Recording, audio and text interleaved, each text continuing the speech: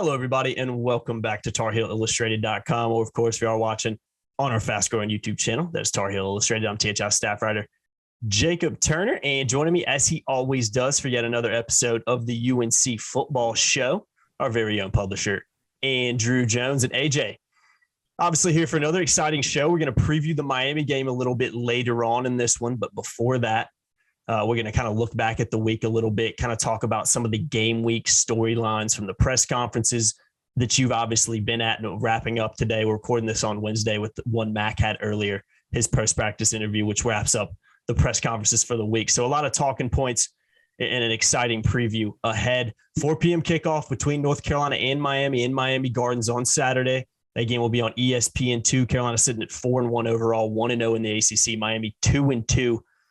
And haven't played a conference game yet. So first conference game for the Hurricanes and coming off a bye week as well. 2 straight losses before that too. So an interesting kind of place the Hurricanes find themselves in right now as well. So AJ, before we dive into the preview a little bit later, I kind of want to take a step back in time a little bit and just kind of look back at some of the press conferences this week. You were there on Monday, there on Tuesday, and obviously had the Zoom press conference today. What's kind of the game week storylines that you've kind of, or the vibe around the week, I should say? Obviously, Carolina feeling really well, players feeling good. Seems like the coaches are feeling pretty good coming off that big win over Virginia Tech. Feels like there's a little bit more confidence back in the building, and Carolina's feeling pretty good at 1-0 in the ACC right now.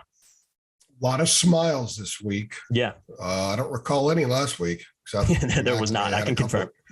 Mac at the end of his pressers on Monday, we'll have some good exchanges and he'll smile or make a crack. But really, it's been totally different than a week ago. But I think the underlying message is got to stack up these performances. It's just, is it a one-off or is this the first leg of something new? That will be determined Saturday, but I do think part of what's determined Saturday is how they've handled this week. He said this morning, Wednesday morning, they had a really good practice. And he said, in fact, they've had really good practices ever since the spring.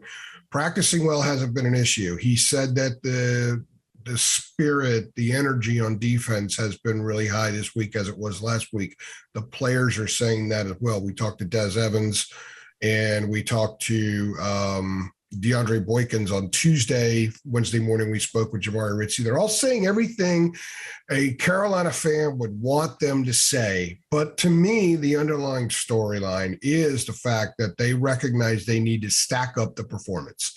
So I think that's been the message around the Keenum Football Center this week. And it's not just the defense, it's the offense, because the offense had 360-something yards against Notre Dame. And 2 of those, and 144 of those yards were on the 2 big pass plays to Antoine Green. So they weren't that great against the Irish either. So they need to stack up their performance as well. And then when you throw in the ugly stuff, I call them the ugly numbers. Carolina allowed no sacks Saturday. They had no turnovers Saturday. And they had 5 penalties for 25 yards. So all that stuff, they need to double up on it in Miami, and they're going to have a chance to win. This is going to be a much more significant test and challenging test than the Hokies were. They're going to get the best that Miami has. So, and I think they're aware of that.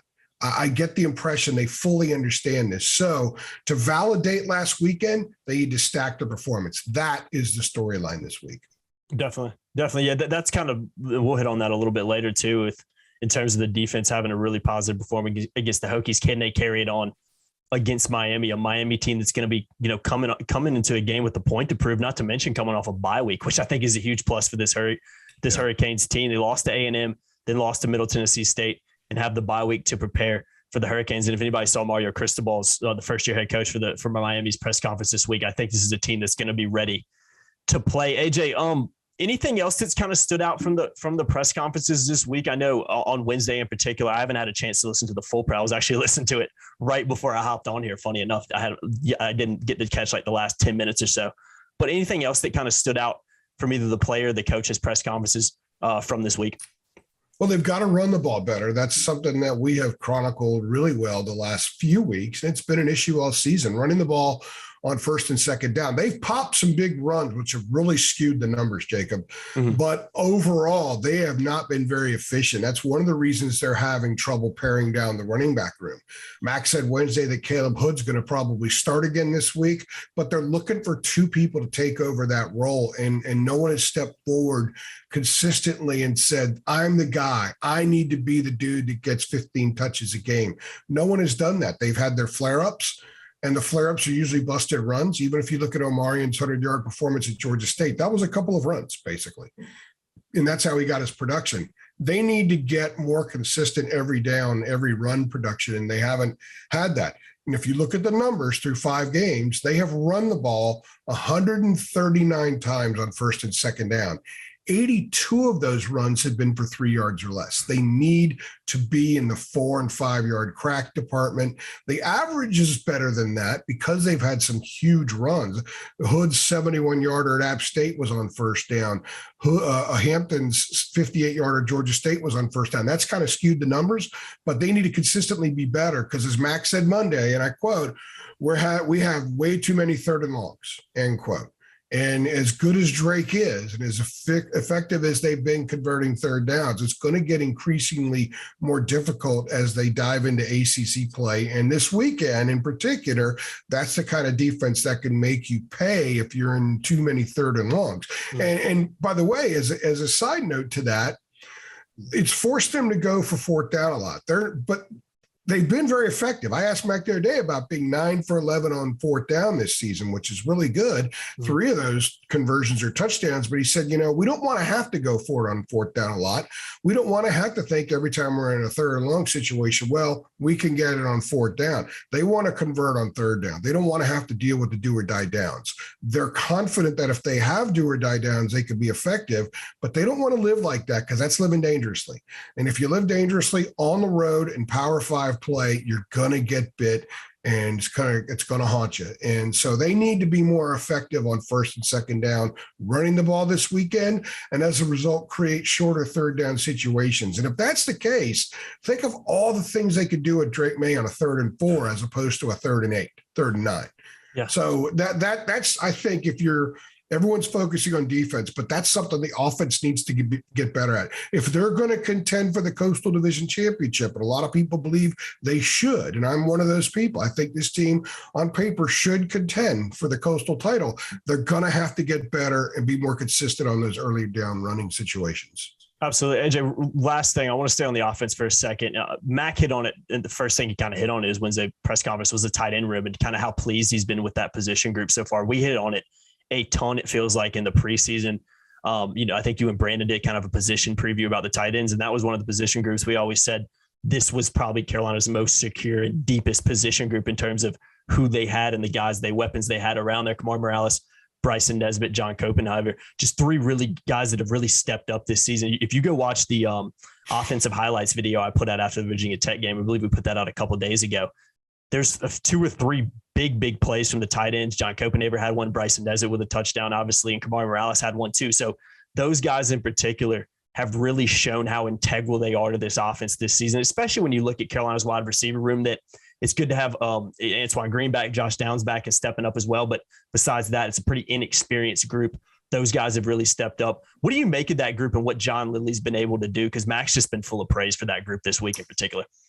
And full of praise for John Lilly. John Lilly has a lot of NFL experience. He brought some of that to that room, and over the course of time, this is his 3rd year now on the staff with Phil Longo. They have worked some stuff in, but you got to have the dudes who can make the plays too, and they have that now. Kamari Morales, as a veteran player, is really good. Bryson Nesbitt was a true freshman last year, so he's developed a lot. Copenhaver's developed a lot as well. If you look at that group, combined, the tight end position has 33 receptions for 6 touchdowns, and they have 25 first downs this season. So they're getting a ton out of that position group, and they're going to continue to get it. And I'm going to keep throwing some stats out at you. And by the way, the fourth down conversion rate, part of that's because they're so good at tight end. Yeah. But here's a sick stat. Okay, they're 17 for 19 scoring in the red zone, scoring touchdowns. They're 18 for 19 scoring because they got a field goal against Virginia Tech. The only time they didn't score was when they took a knee at the end of the Florida A&M game, okay? The field goal was right after Drake's airborne play when he had to come out, and Criswell took the snap on third down and complete pass. They kicked the field goal. When Drake May completes a possession, completes a series, they're 17 for 17 in the red zone with touchdowns. And a big part of that is the use of the tight ends, because when you have tight ends that can do what they do, linebackers got to be aware. So it helps the run game. It helps flex out the run game. It helps you run a little bit tight if you have to run tight, and you have to defend those tight ends. Several of those touchdowns to the tight ends are in the red zone. Think about the Nesbitt one right before the half at App State. Think about Morales on fourth down against Virginia Tech on Carolina's first scoring drive. In fact, they converted 2 fourth downs inside the 10-yard line on that same drive. One of them was a running play. So, the tight ends are huge. They wreak havoc on defenses, especially linebackers. If you could freeze a linebacker for a split second, then there's a lot of stuff you can do, especially when you have a quarterback who's got legs like Drake and you've got a lot of speed all over the place. And if you're going to utilize the backs more, and I think you might see the backs a little bit more in the passing game, then that helps a ton. So the tight ends are an absolute asset. And Mac did say in August, is sort of what you were alluding to. He said, and I'm paraphrasing, the tight end room is not a concern of ours. Yeah. So, and that's played out that way big time. Yeah, he has not lied about that. I've been really impressed with what I've seen. And like I said, guys, go watch. I put a video out after the Notre Dame game. Drake May ISO and then the offensive highlights video as well for after Virginia Tech. A lot of tight end action in there. If you kind of want to see how integral they are to this offense, I think those ISOs on the field kind of show you that in particular. AJ, we're going to move on to the preview in Miami here in a second. But as always, before I do that, I want to give a shout out to our sponsor on this podcast. They've been sponsoring the UNC Football Show since our first episode a couple months ago. And that's myperfectfranchise.net. Guys, are you looking to diversify, looking to leave the corporate rat race and gain control of your income and schedule? Or what about having unlimited PTO and the ability to create income and wealth? Well, guys, look no further than myperfectfranchise.net. Andy Ludick, he's the founder and owner. Awesome guy as well. He's a long-term Rivals member, die-hard college football fan, and most importantly, franchise veteran, having owned multiple franchises and businesses throughout his career. So using his expertise, he helps others find their American dream through a free, keyword free, and very thorough consultation process. So guys, have you ever thought about opening a franchise? You've been driving around seeing all these franchises continue to pop up everywhere, no matter what the economy is looking like. You can do that. You can talk to Andy for free, see if it's a right move for you at this time in your life. And like I said, I'm going to keep plugging it. It's 100% free. So what do you really have to lose? Guys, find your perfect franchise at myperfectfranchise.net. I'm going to throw this in as well, like I always do, AJ. Massive Mac Brown fan as well. So if you do end up talking to him, please make sure you let him know that TarHeelIllustrated.com sent you. Big shout out to myperfectfranchise.net. Big shout out to Andy Ludick as well. Links in the description to head on over to their website. And like I said, talk to Andy if you're interested. I think now is a great time to do so. What's a better time than now? You never know what's going to happen. So hit them up, myperfectfranchise.net. All right, AJ, let's dive into the Miami Hurricanes a little bit more. Like I said earlier, 2-2 overall, 0-0 in conference play. First ACC game for the Hurricanes. Carolina looking for their 4th straight win over Miami, and Miami coming off 2 straight losses in a bye week. So a little bit of a chip on their shoulder and a little bit of extra time to prepare for North Carolina as Carolina prepares to take a trip down to Miami Gardens on Saturday under first-year head coach Mario Cristobal. First year for him as the head coach of the Hurricanes. Diving into a little bit more statistics for Miami. Averaging 448 yards per game on offense through 4 games. In comparison, UNC averaging 507 through 5. That's 3rd best in the ACC for the Hurricanes. Flipping over the defensive side of the ball, struggled a little bit. They've been okay at times. 7th best defense in the ACC. I think Carolina would absolutely kill to be in that position right now, but 336 yards per game they're giving up on defense. In comparison, Carolina giving up 450 and still dead last in the ACC by, I still think, like 40 yards. So they got a long way to go after some of those big yardage games they had early in the season, particularly, and they'll be looking to build off what they were able to do against Virginia Tech. Even more interesting, though, AJ, I think this is something to watch out for down in Miami as we talk about Carolina needs to run the ball better, especially in early down situations. Miami only allowing 85 rushing yards per game through their opening 4 games. So this is a team that's proven they can stop the run, but it isn't a defense that's just shutting down everybody. So I think Drake May and the offense will be looking to have a pretty good day down in Miami Gardens if they can get going. Diving into some individual players, it starts with Tyler Van Dyke, quarterback for the Miami Hurricanes. Solid year, not super duper impressive statistically through 4 games yet. Go look at his stats if you want. He's still having a pretty solid year so far, and obviously they played a game less for Carolina, so that can change. But just statistically yet in terms of where he ranks in the ACC across the country, isn't having a completely stellar year like a Drake May's having, but still a really good quarterback for Miami and something Carolina's going to have to be wary of in Miami.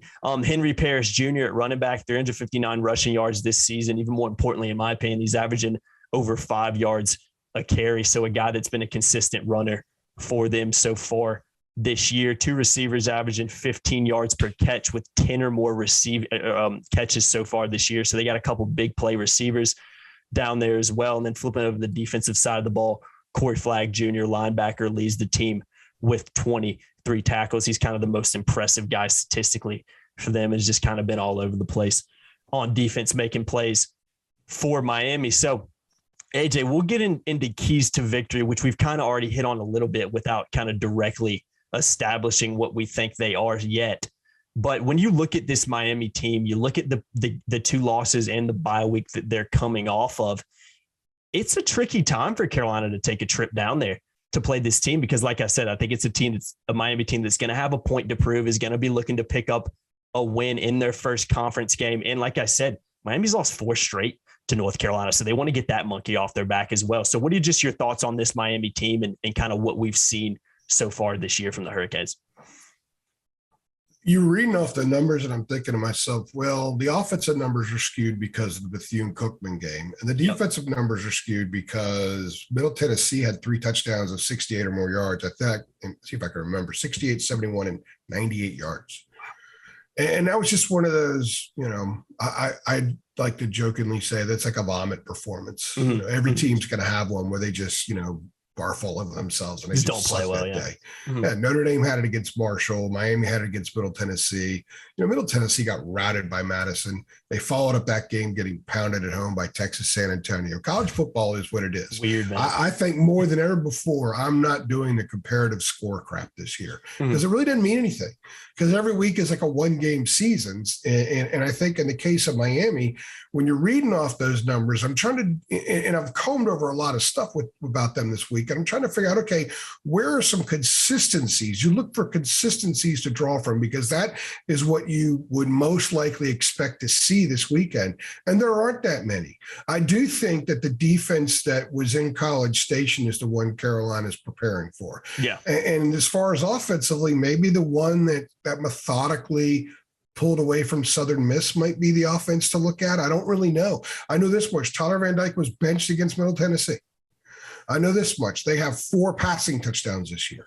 Van Dyke averaged 366 yards passing over the last 6 games last year. Mm-hmm. And he's averaging about 202 a game right now.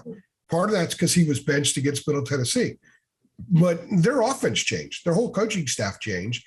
They brought in the offensive coordinator, Josh Gaddis, who was at Michigan. They were a pound-it-strong offense. They got into the CFP, and they scrapped more what was the spread, the up-tempo offense. There are 2 offenses in the ACC this year, 2 big-time quarterbacks that are really struggling in new offenses. Brennan Armstrong up at Virginia's got a new offense, what they're running doesn't fit the personnel at all. And there's a lot of chaos up there. Miami, to a lesser extent, is dealing with some of the same stuff. I think at least there's a lot more confident that Mario Cristobal will get it going. There's a lot of confidence Josh Gaddis will get it going. And I think that's where Carolina's focus is, because they had an off week. They had an open date, which came at a great time. And it's a new staff. So they were able to do a full reevaluation and say, okay, this stuff's not working with this personnel. Let's kick it out. And here's a couple things we think might work with this personnel. Let's add it. So when you look at my 5 keys that we're going to run, I guess, Thursday on the site, one of the ones I have in there was Carolina getting early stops defensively, because Miami's going to run a lot of its new looks early. How does Carolina handle stuff they haven't seen yet on film? So if they do handle that well, the confidence issue that Miami clearly has had at times this year can become a factor. Carolina fans should know as well as anybody, when the confidence isn't right, doesn't matter how good the personnel is, they're not going to play that well. Look at Carolina's defense before the Virginia Tech game. Perfect example. So Carolina gets them in a negative mood, a negative mindset, not mood, but mindset. And they do that by getting some early stops when they're going to see stuff that they haven't prepared for. They're going to be challenged in their in-game early adjustments and the communication and pre-snap in that game, because they're going to see a lot of stuff they haven't seen before. So it's kind of weird looking at Miami when you think that, well, that they have 42 4- and 5-star players on the roster, I think it is. And they've got a coach who's been really successful before, someone who is considered a potential star in the business in Cristobal. Yeah. He's got a great staff. They spent a ton of money on their staff. And they have all the reasons in the world, all the motivation in the world to play well, because they're coming off a humiliating performance. And the last time the Tar Heels played them in that stadium, they humiliated them as well. A lot of those guys are back. So I think Carolina's going to get the best that Miami has, and that's going to make this, in my opinion, as challenging, or the most challenging game the Tar Heels have had this year. They already let Drew Pine get healthy, and he hadn't achieved anything yet. Tyler Van Dyke was a Heisman candidate 6 weeks ago and considered a top half of the first-round draft pick next spring. So that guy's still there. And there's talent at receiver. They have talent at running back, and they have some good offensive linemen. It's a matter of time before they explode against somebody, and Carolina wants to avoid being the team they explode against. Yeah, like I said, I think it's a dangerous time to play Miami, especially, like you said, early in the season, new coaching staff, still trying to figure things out. Coming off two losses, one of which to a team, they shouldn't have lost to in Middle Tennessee State. Texas A&M and College Station is definitely more excusable. And, defensively, like you said, they played pretty well in that game. Not that Texas A&M's been great this year, but that's still a tough place to go and play. So I think when you factor all those things in, Carolina, like you mentioned, in some ways might not exactly know what to expect this weekend with, an extra week to prepare. And like you said, a new coaching staff that can throw some new spanners in the works. So. Well, especially when you consider Carolina's had trouble dealing with prosperity. Yeah. My column after the Virginia Tech game was they handled in-game prosperity well. We talked about it in 3 things as well. Yeah, they didn't in Boone, they didn't in Atlanta, but they did Saturday against the Hokies. Now they have to do it from one game to the next. And by stacking up another really quality performance, they're going to have to do this on the road and against a desperate team, a team that's had a week off, a team that's healthier, a team that's had a chance to stew for a couple of weeks. And they're playing a Coastal Division rival. This is an enormous game for Miami. It's such a big game for Miami. And as Carolina had such a big game against Virginia Tech last weekend. So the Tar Heels have to show that they have a great week of preparation, but also the ability, like I was saying a few minutes ago, the ability to adjust early to some things they haven't seen. That's really going to test this defense. Cedric Gray's leadership, Power Echols' leadership, Noah Taylor's leadership will be on display one way or the other early in that game. The other thing is, can they go from a great performance and not feel too good about themselves and get rid of that game and then move into the next one with a similar mission they approach Virginia Tech? To me, those are the keys. If they do those things, they're going to be a great position to win. The other thing is they got to protect Drake. They got to give him time to go through his progressions, because if he does, he's going to find receivers. He's going to get the ball to him. They're going to move the ball. Yeah, no doubt. Got to give time for Drake to do his thing. I'll throw my 2 keys in real quick. You've kind of already hit on them, but I'll throw them in as well. Avoid negative early down plays on offense. We talked about that. That's been a theme for this coaching staff, trying to improve on the offensive side of the ball. They've been really good on offense, but that's something they've got to get better at. And defensively, you've kind of hit on it too. Let's just build on last week's performance. This is a Miami team, like you mentioned, that struggled offensively this year against some pretty subpar teams. No more 500-plus yard games from Carolina's opponents. Can they put 2 consecutive positive performances together, starting with Virginia Tech last weekend an inning here in Miami. If they can do that, I think they're going to be filled with more confidence going into the rest of the season. And Carolina needs their defense to improve. The offense has done a lot of really good things this year. But like you mentioned, if Carolina wants to have a chance at winning the Coastal Division, which I think is an extremely realistic goal for this team, when you look at just the teams in the Coastal Division and how they're playing right now, they've got to continue to play better on defense. So those are my two keys for the game. AJ, the last thing we're going to do is we always do before we wrap this one up. Staff picks time. Let's kind of give our predictions for this one. Sent mine in on Monday pretty early. Tried to get mine in early for you, AJ, so you didn't have to worry about it. No big deal or anything like that. I don't like to talk about it too much, but pat myself on the back or anything like that. But I'm saying 38-31 North Carolina. I think Miami has some success offensively. I'm not expecting as good of a performance as we saw against Virginia Tech from the defense. A lot of that being, I just don't think Virginia Tech's offense very good. You got to give ton of props to Carolina because they did play really well defensively for all 4 quarters on last Saturday, in my opinion. But I just think coming off a bye week, with Miami looking to have a point to prove, I think you'll see maybe an improved performance from Van Dyke, who struggled early on this season as well.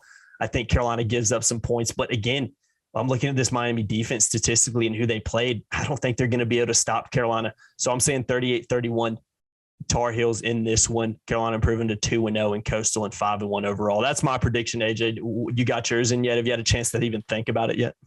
Yeah, I have put the staff picks in admin, but I haven't completed my part yet. I usually try to wait till Wednesday after I process a lot of stuff. Yeah, I get that. I'm kind of leaning Miami here. Mm-hmm. I'm leaning Miami because I have to see this defense stack good performances together before I can project it. I totally get it. Mm-hmm. The recent history is that they don't handle success very well. Mm-hmm. They don't stack up these performances. And I also think Miami, with the open date, Van Dyke is really, really good. He's a first-round NFL guy. Even still, they have a lot of dudes there. They were able to shake the tree during the open week, a lot like Carolina's defense did the day after the Notre Dame game. Yeah. And they are very, very talented. They're one of only 2 teams in the ACC that have more 4- and 5-star recruits than Carolina. And the desperation factor and a lot of stuff to prove factor, the coming off the humiliating loss factor, I think those things matter. Sometimes a team can get tight early in the next game when things don't go well. And if you saw Carolina and Virginia Tech, they gave up a scoring drive right out of the gate, but then the offense put together those drives, those long drives, and got touchdowns. The defense got to stay off the field a little bit. And I think that's what changed that game. Miami is going to look to do something similar to the Tar Heels. They're going to want to keep the offense off the field. They're going to run the ball a lot. Stopping the run's been an issue for the Tar Heels. It'll be interesting to see how many new wrinkles that they throw in there and how much they use the tight end. Mallory's a really good player, but yeah. I was talking with one of our guys that covers Miami in the network. He's had drops. So like the focus has been an issue there. So they've been challenged in a lot of mental ways that will, and if they're clicking in that sense, it'll enhance the physical stuff. So right now I'm leaning Miami in a very, very close game. I just think that I've got to see more from this defense. Virginia Tech's offense, as we said, was anemic. I give them all the props for shutting them down, but I want to see if this defense can do something similar to a far more talented, far more potent offense where the staff is in place, the personnel is in place to have a lot of success. They just haven't done it yet, and they're going to at some point. And I think that they begin that process this weekend, and they'll probably win in a close game. Yeah, I don't blame you. I was pretty close to going 38-31 Miami. I can't lie. For the same reasons you said. I'm in the 33-30 Miami range. I think Carolina's defense could do a lot of good things and still give up 33 points. I think the offense is going to have to run the ball at some point, but Drake needs to be really good. Mm-hmm. Now, again, Carolina scoring 30 points in a game would be a little bit surprising because I think Drake is unbelievable and he's got really good receivers. But this Miami team, the defense that flew around in College Station is going to be flying around Saturday. Yeah. I think that's going to cause some problems. Agreed. There's so many different factors too. Like you said, bye week, 2 losses, new coach, new staff, players that, 4 straight losses to North Carolina. There's a lot of players that haven't beaten North Carolina since they've been in Miami. So there's a lot of those little intangibles and things like that can give you that a little extra motivation if you're Miami in this one. And like you said, North Carolina, I don't think they will, but could on defense in particular kind of have that sense of false confidence going into Saturday because of just how anemic Virginia Tech's offense is. I'm not taking anything away from Carolina. It's just a fact. This is a Virginia Tech offense that has has been really bad at times this year. And just go watch Saturday. Horrible. If you want to see another example of that. They're just not a very good offense, but I do expect Carolina to score points because that was a pretty good Virginia Tech defense they played against last week and just absolutely torched them, at least statistically going into that game, a good Virginia Tech defense. So yeah, AJ, before we wrap this one up, man, I know you're headed down to Miami Gardens on Friday. I know that's one of your favorite trips of the year. So anything you want to let us in on in terms of going back down there for yet another year? I love going down there because I get my walks. The weather's nice, but it's kind of early in the season to take full advantage, to have one of those deals where I look at the temperature in Raleigh and look at the temperature down there. True. And stick my chest out. So I always look forward to going down there. It's a fun trip. I like the atmosphere down there. You know, I've been down there a lot and I always enjoy it. So I wish the basketball team played there this year, but they don't. They played there in the middle of January. They played there in the middle of January last year. And I took my wife with me. It was her first time there.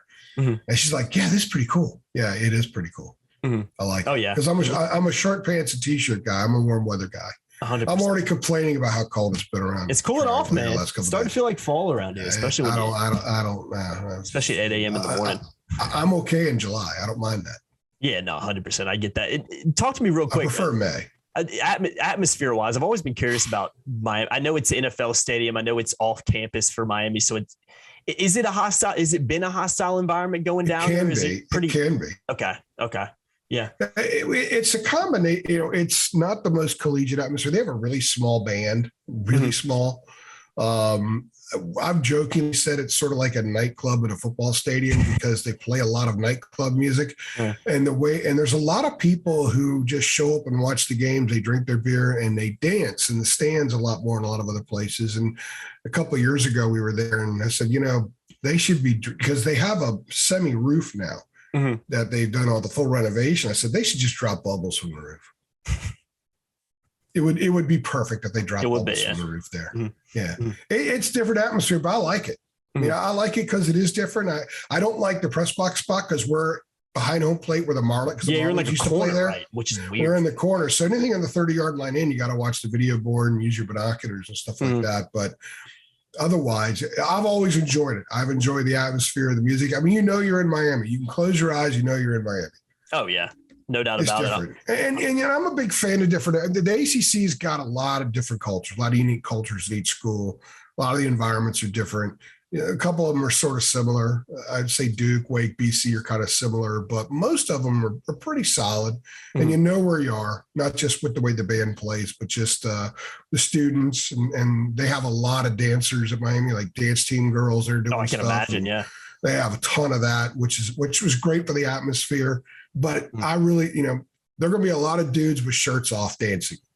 I think I've seen that on TV. I'm not that part's my favorite part or anything like that. But my whole point is it's the atmosphere. Yeah. They have a lot of fun. They probably sell a lot of cerveza there. Yeah. Oh, I can imagine, man. I'm looking at the weather. I'm looking at the weather too. I know Friday it's going to be partly cloudy, 85, but Saturday, 40% chance of rain, 85 degrees. So it's going to be pretty warm down there. And could be some rain showers in that game as well. 74% humidity. So different kind of weather atmosphere than Carolina's been used to over the last few weeks in particular. I mean, it gets hot up here. Don't get me wrong. So they should be fine, but going back down into what could be a wet and hot game down in Miami, which I guess in some ways is kind of what you expect. When it rains there late in the afternoon, even this time of year, it gets very heavy. The air gets very heavy. I can imagine. So that could be something to keep in mind. But AJ, your Friday walk, you should be fine. 85. And my Saturday morning walk. The 4:00 game, I was very excited because I get 2 walks on this trip. Yeah, man, you're going to be living the dream. I got an early flight Sunday morning, so I'll have to get up. I'll get like 2 hours sleep, go straight to the airport. You'll be living the dream down there.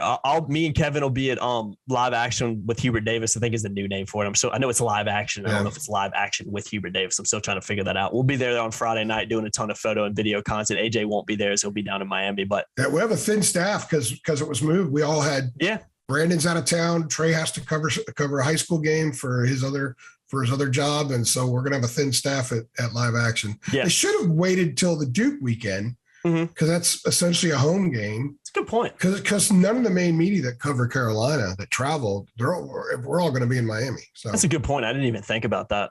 Yeah, I'm sure they, like you said, I'm sure they would have loved to have had it last Friday. I know with the weather, they had no chance to move it, but we'll be there nonetheless. Looking forward to it. Get a ton of video and photo content as well, scrimmage highlights and stuff like that. So make sure you keep it locked to TarHillIllustrated.com and our YouTube channel, of course, for all that coverage and of course, leading up to Miami game and for the Miami game on Saturday as well. And if you are a subscriber, premium subscriber, which you can do for just $8.33 a month, come get involved with our live game chats. We've been getting a few thousand people in there for a couple years now in terms of our live game chats. So really, really good conversations, really fun to be a part of that. And when I'm not on the field shooting, I try to get pretty involved in there as well. So keep it locked to TarHillIllustrated.com for all your coverage leading up to the game and on Saturday as well. I've been Jacob Turner. He's been Andrew Jones. We appreciate you watching yet another episode, the Miami edition of the UNC Football Show. Make sure you check out myperfectfranchise.net. And like I said, if you end up talking to Andy Ludicky, make sure you let him know that TarHillIllustrated.com sent you. The link is in the description below. Like, share, subscribe. Let's do this. If you think Carolina's going to win on Saturday, go ahead and hit the like button below. Let's see how many we can run up on this one. But share, subscribe, hit the notification bell as well so you know every single time we upload. And we'll see you guys in the next one. Thanks. Thanks.